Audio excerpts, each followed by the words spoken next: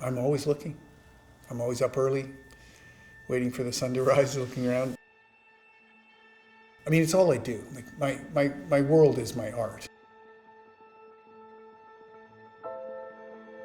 For some reason, you're compelled to do it, and then the more you do it, you're just like, it just becomes who you are. I mean, I live the artist's life. Like that's what I do.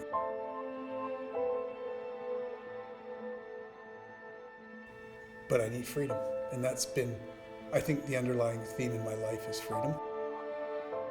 As a child, I was just like, I gotta get outside. I gotta run. I gotta run. I ran right into a career. This is the first time I really had a theme. I've had titles for my shows, but they're always the hardest part. But this show, this theme, was a good one.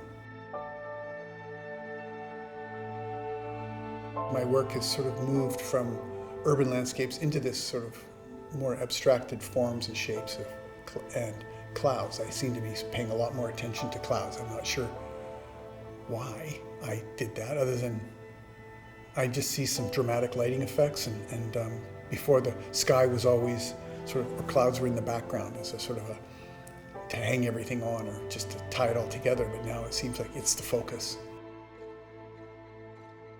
I see spectacular light shows, at sunset when I'm coming home after working in the studio. House sound is, that side of house sound is very much like a fjord. I've exaggerated that steepness in the vertical pieces and just that little sneaky, narrow thing that you have to get through in order to get past. I like to give the viewer a way out or a way through, whether it's through into the sky or down on the water. The whole idea of me trying to control the landscape, which is a joke, and then, trying to paint it and make sense of it, I think, is in front of me. Make it convincing that what I'm looking at, and I portrayed the slightly claustrophobic feeling of the mountains and the wide open prairies. I find the mountains beautiful, but it's slightly menacing. And the venue itself is spectacular. Treated it so well, lit it beautifully, and the floors are warm and the ceilings are more intimate and lower. All the pieces are strong. It was really a positive experience. I'm always looking for opportunities and seeing things. I use my camera. I use every tool available.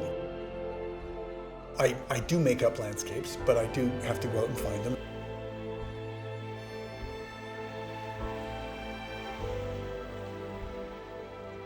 I will take the image and I work at it on my iPad or with sketching.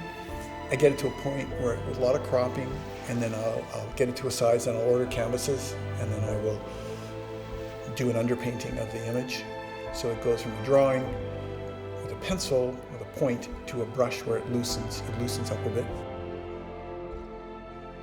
And sponges and brushes and adding and subtracting and just getting the image to a point where I at least know where I'm going. And then it's just let that dry, and I'll maybe do 4 or 5 in a few hours. And then when I decide to start painting, I'll set up, I'll pick the one that I think is the one I want to get over with. Like sometimes there's paintings you want to just I gotta get this one. And I just have colors, and I grab, and I mix, and I grab, and then I think, and I'll put it on the canvas, and I'll look at it and go, yeah, okay, that's a good start. And I have to get it to a point where I'm happy with it. I will have quite a few on the go at once, and I might just be doing a bit of glazing on one, and I might start another one. I've got so many things going. So I spend a lot of time constructing my imagery. I either squish it, I flatten it, and then I crop. So I'm always like, what can I leave out? Like, what's in front of me? What do I need to distill this down to in order for it to make sense and tell the story in my style?